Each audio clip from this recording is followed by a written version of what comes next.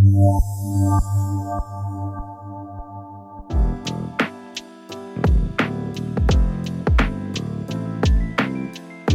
I'm Adrienne Rogers, Artistic Director for Product Club, and we're going to be working on hairline highlights, which are a very important component to your highlighting repertoire.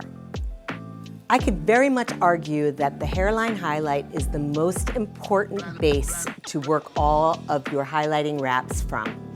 Doing a great hairline highlight is a really good way to separate yourself and really make your work very precise and clean. There's some variables that we're going to talk about that will help you really make your work pop and be different from everyone else. And the choices that you need to make sure that you create a beautiful hairline. Doing a hairline all the way around the head is a great way to really make sure that you have a beautiful movement of brightness all the way around the front. When you exclude the back of the mannequin or the client, you're going to miss a moment to really showcase your skills. So for this demo, I'm going to be going all the way around the head of this mannequin in order to show you how these highlights can really impact your work. We're going to switch to my demo mannequin, and we will refer back to her so that you can see what I'm talking about. I'm going to grab that now. For me, one of the things I like to ask my client right away is if they identify with being a brunette or a blonde. I think this is very important, especially with the hairline, because you're going to make a choice that's going to give you a little more brightness or a little bit less, depending on the look that you're going after. So because the after that I showed you is a blonde mannequin, I'm going to teach it as a client that desires to have a blonde effect. So I'm going to part my mannequin down the center, and I'm going to start working this in the back. Going to part it all the way through the back. Depending on what you're doing, you may want to separate the entire front out, and we'll do that so that it's nice and clean and you can see what's happening. Today I'm going to be using our new foils, which I'm really excited about. They are our beautiful Product Club logo, super luxe and chic embossed foils. And I'm going to be using them with our foil assistant, which is super helpful. When I start doing this, depending on what the hairline looks like, you're going to kind of check out what's happening. And this mannequin has a very clean hairline, but for a regular person, you're going to really want to check out what's happening. Where is the density? How far does the hairline go down? You want to pay attention to all of these things, because if the client has an irregular hairline, you have to approach it differently to make sure that you get that flawless effect coming up. So I like to use smaller sections, especially in the back, just to make sure that I am covering all of the movement that could be happening in the client's hairline. Now, obviously for a mannequin, it's a little bit different because it's a very straight hairline, but we're going to come through here. And the main distinction when the client identifies as a blonde, I typically will do a reverse weave. So instead of coming through this way and weaving that way and having a color veil, I want to go the other way in order to make sure I get good impact right away. Sometimes when you're doing a blonde and you leave a color veil around the perimeter, you lose that pop, that moment of strength. Now, to be honest, this also kind of increases the maintenance, because the minute that this grows out, you're going to see that, but your blonde client will appreciate the color impact, and it's worth doing. So I'm going to come through here, and then I'm going to take my foil assistant, and I'm going to tap up the new Product Club foil. And for my fold, I always like to focus on having the logos facing me, placing my comb down on the bottom, and flipping it over so that I have an all foil, perfectly clean base. That's very important because you never want to have a colored side facing any lightener. It's just not a good idea, and why set yourself up for any issues. Coming through, I'm gonna get this anchored, and then I'm going to pick it up a little and I'm going to gently push the foil up. If you find in the first movement that your foil is slipping down, you're going to do a counter motion where you slightly push your hand up in order for that foil to move back up to the hairline and to get closer to the hairline. When I am doing a blonde hairline highlight like this, I typically go all the way to the base because I want to make sure that I don't have any linear marks from the weaving showing right up in the front. Come through. I'm wrapping my hair up into the foil, double checking, and then coming through. If, like this mannequin, your client has a lot of density around the front, you can break this up a little bit and make smaller sections so that you can do it more delicately. The larger the weave, the more impactful and the less blend that you're going to get. The smaller the weave, the more of them that you have to do in order to get impact, but you're going to get a softer color transition. So now, because my mannequin has a very square hairline, I'm doing one in the back, and now I'm going to start moving over onto the sides. I'm going to go up the side of the hairline until it makes sense. You don't want to go over the top. If you have too much hair in here, you're not going to be able to do it. Especially with this sharp edge here, I'm going to do just a little corner piece. Bring that up. You don't want to try to overtake hair because you're just going to end up with a mess. So I'm coming through here, again, lifting that up, and I'm doing a delicate weave around the hairline on the interior. So you can see there is no color veil. This is going to come straight off the back for some brightness. And I'm going to grab my foil. Our embossed foils are great because the texture is very helpful in avoiding slippage. And that is especially important when you are working on a hairline that you're going all the way to the base. If you do it right the first time, then you can manipulate it with, glazes and blending and melts without trying to correct a problem. When it's done precisely right, you're not kind of dancing around trying to figure out how to fix it.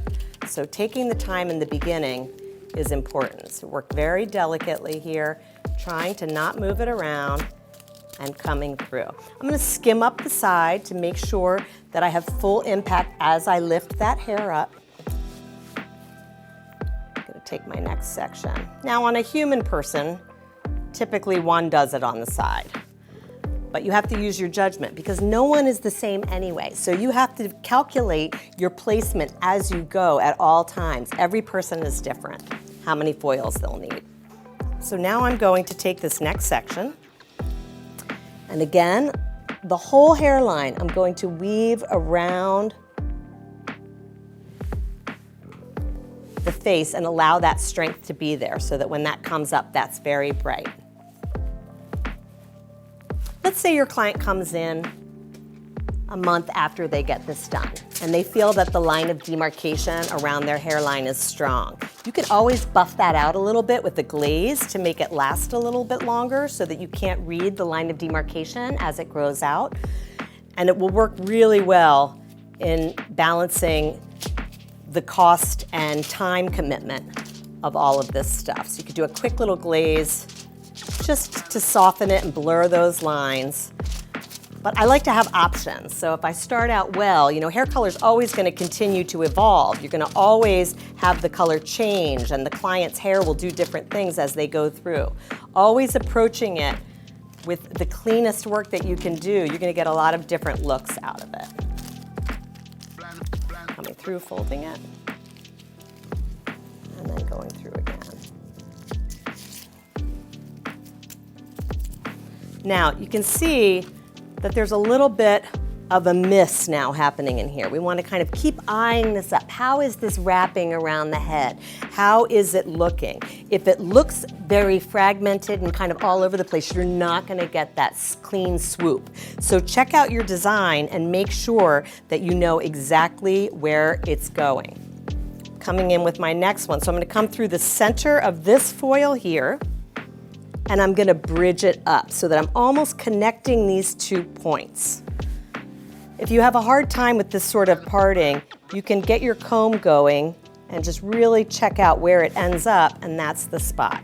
Once you have got that foil going all the way around the perimeter that's going to give you that bold wrap, you can switch back over to weaving from the top. It's more efficient, and it's all about that softness.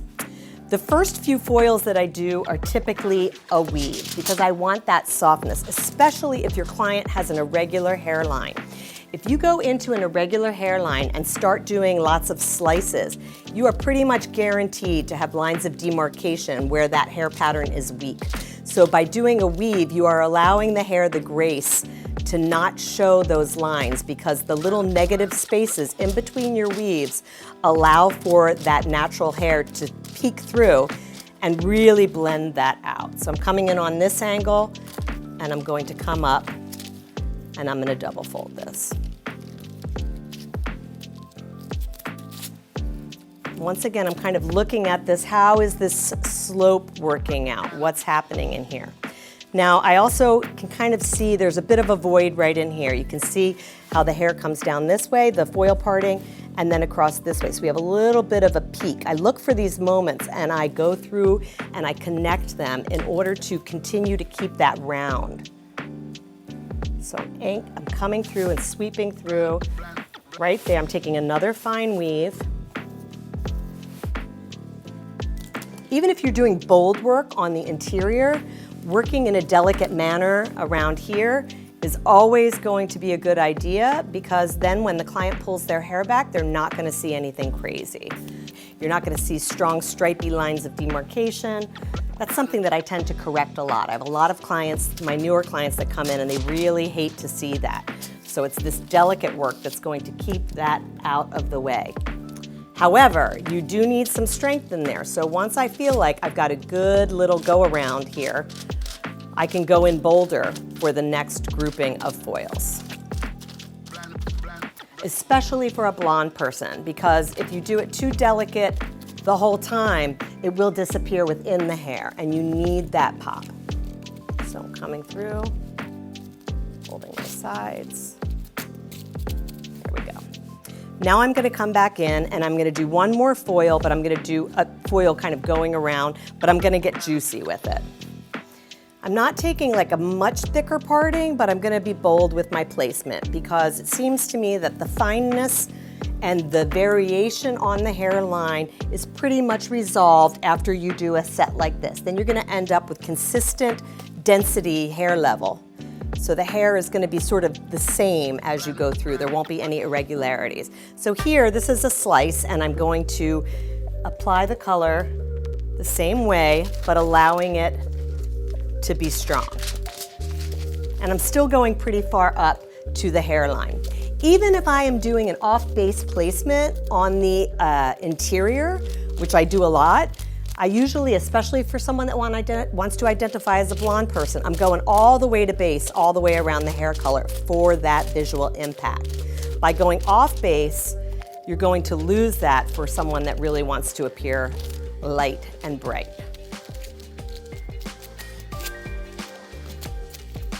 Now I'm kind of looking in here and I see that I kind of want to come around here and place one in there.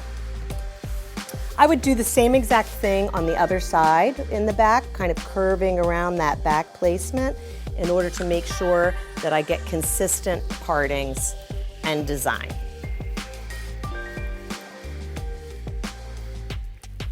Coming through here, you can see I have a nice clean section and a decent amount of hair, and I'm slicing. You want that impact.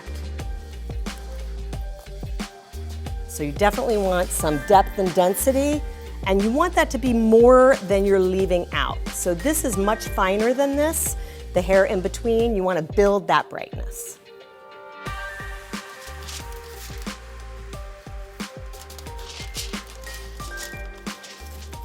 Coming in.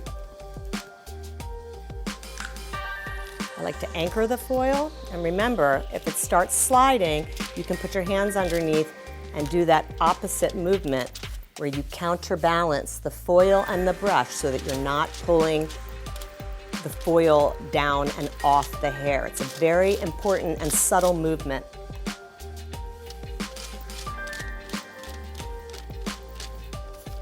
So you're kind of resting your hand underneath, and if you feel that foil start to move, just give it a little push, very gentle. And then I'm going to double fold it here.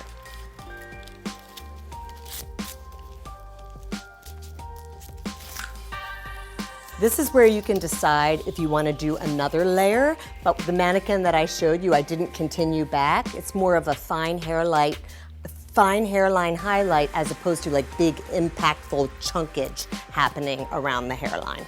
So now I'm going to come through the front and I'm going to take a look at my client, dropping this hair down and examining her hairline. Now I'm going to part this out so that I can kind of manage the hair. You want to eliminate the hair that you're not looking at so that it doesn't interfere with your thought process. So I'm a big user of our clips to make sure that everything is out of my way and I can really take a look and see what's happening. This is really where things can get crazy with a hairline highlight. Often people will have recessions kind of in this area or have more movement through here. The hairline on humans is usually pretty diverse. But I'm going to do it the same way that we did it in the back, and I'm going to come to the front and I'm going to take my comb and I'm going to weave directly onto the hairline. With my blonde person, I don't want too much of a color veil because it eliminates that, so I'm going straight off the base. You can see that's rather impactful and that will come back. Now on human hair, it's typically a finer situation, so you're going to get a softer movement into the hair. The mannequin does not do that, but you still can see how we sort of put this all together.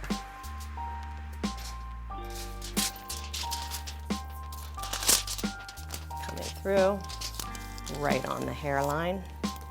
You want to check that, make sure you're hitting all the angles. And then coming through, anchoring the foil.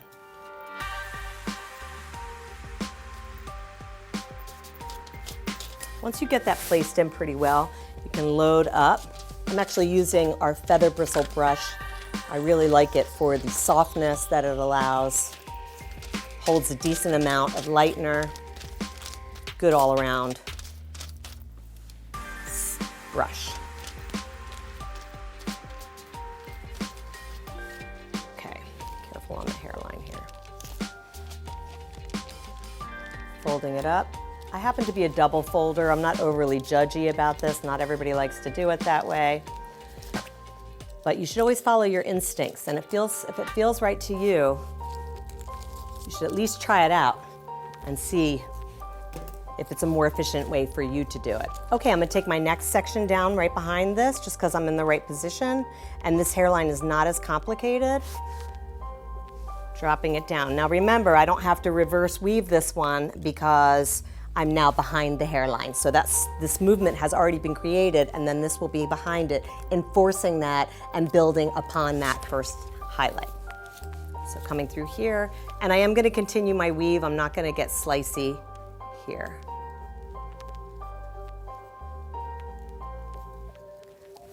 Dropping that down.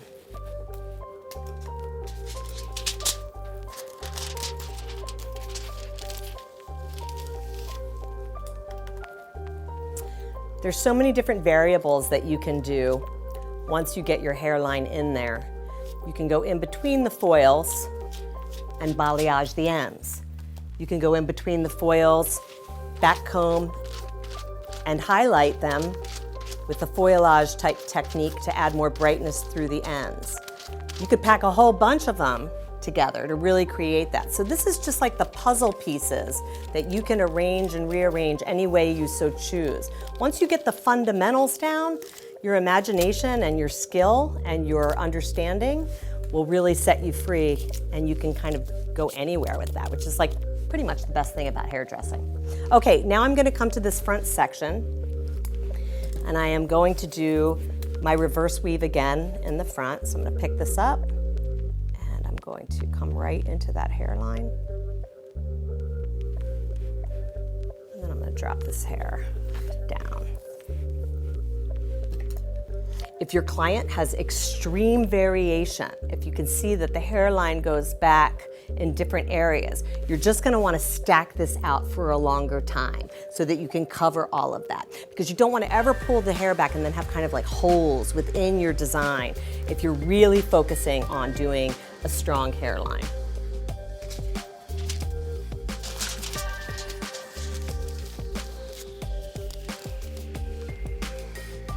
Through.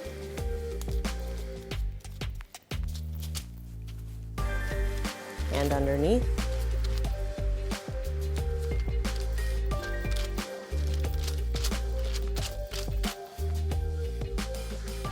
You might want to consider applying the color a little bit lower when you're doing it on natural hair, and then just sort of very gently connect it up to the top. The reason for this is that the hair that is coming out of the head is not yet keratinized, so it lightens very quickly. If you have a whole lot of color or lightener on that hair, it's not really necessary to get it to lift up. And if you oversaturate, the possibility of that foil bleeding is higher, and you just don't need that much power right at the base of the hair, because the lack of keratinization makes the hair softer, and the softness of the hair allows the hair to lighten much quicker than the lengths below it. We're talking about a ½ inch here. So from about there to there is where you're thinking about that. That's that soft hair. You just don't need as much juice. I'm gonna come behind this one, I'm gonna do another weave.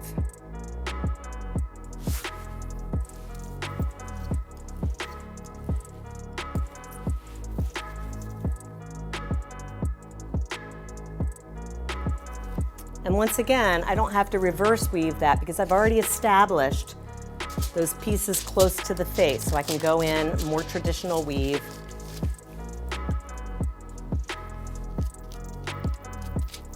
You want to make sure you use thin sections so that you get good, proper saturation. If the hair is too thick and you are applying it and you don't get full saturation, you're going to end up with either a spotty result or inconsistent lightening.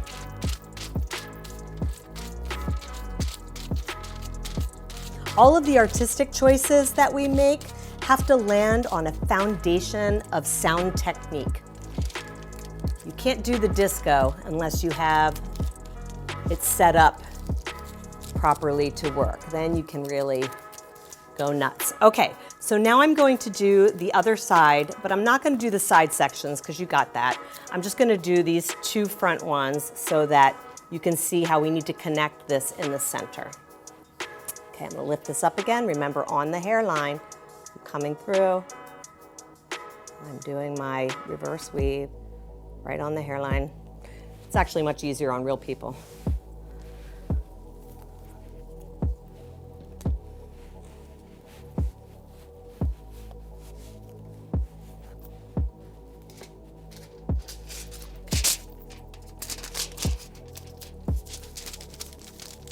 Rather juicy. Probably wouldn't do it that deep with natural hair, but that hair wouldn't exist there anyway. It would not be that dense.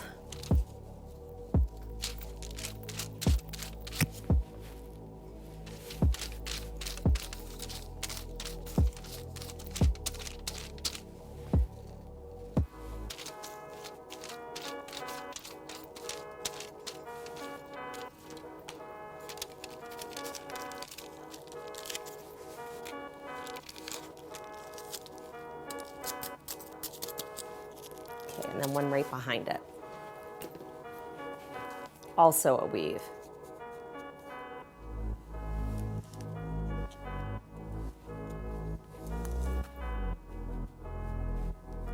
Okay.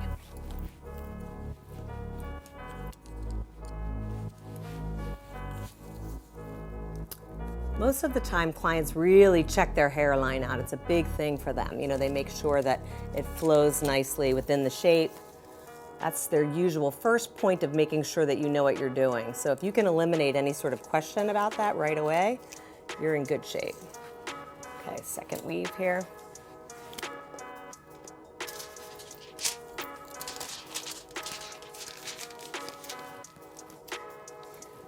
Now once I finish this foil, if I just do these around the hairline, that center point right in here is not going to have enough action happening.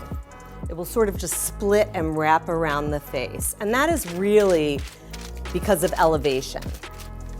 When you aren't on the round of the head, which the hairline is definitely not, the hair just falls straight down. So it's coming kind of down like that. There is no round of the head for the brightness to reflect from, unless it's pulled back, right? So you're going to lose the impact if it just drops straight down.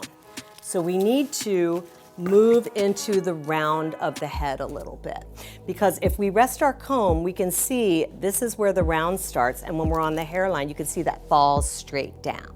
You don't get that color impact or that brightness unless you go into the round a little bit. So if you're just doing hairline highlights on someone, this is a very important point, because if I stopped here, it wouldn't be enough impact unless the client was pulling it back. So now using that kind of principle that we did in the back, where we can see these two angles here, creating kind of a point, I sculpt that out a little bit in order to create that curvature so that you can have the color coming back onto the round of the head and eliminating those right angles, or those angles that you're creating with the square foil. The head is round, the foils are not. So you need to kind of play the eye and the geometry of that by going through. Now, if this is ultra tiny, this little point, which happens sometimes, you're gonna do tiny little sections there. But because I have a decent round happening, I'm gonna come straight in here, and I'm actually gonna go in with a big old slice, because I wanna make sure that you can see this and that you get some impact.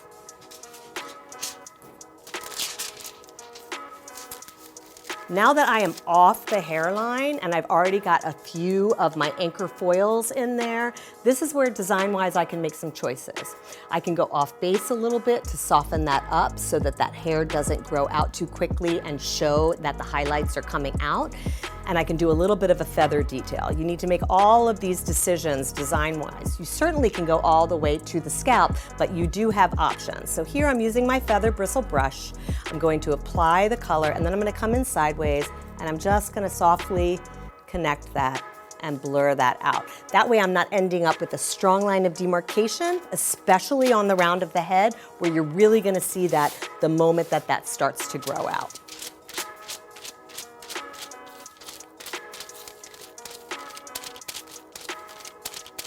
So now that I have feathered that up, I'm going to fold my foil.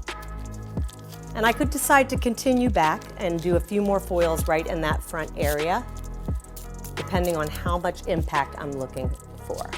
But with the mannequin, I didn't go far back, so we're gonna stop here so that you can see the results in the exact same way that I did the mannequin that I'm going to show you when we're finished. So now let's take a look at my finished hairline mannequin next to the wrap. You can see that I have strong lift right around the hairline because of those reverse weaves. It comes all the way through and all the way around. The top, you can see that we went into that triangle in here and made sure we came back a little bit. You can put more of those for more impact. Remember, you can paint between the foils to build that impact, but the base remains the same. Adding the details on an already planned out, perfectly placed hairline highlight will give you great satisfaction and always a great result.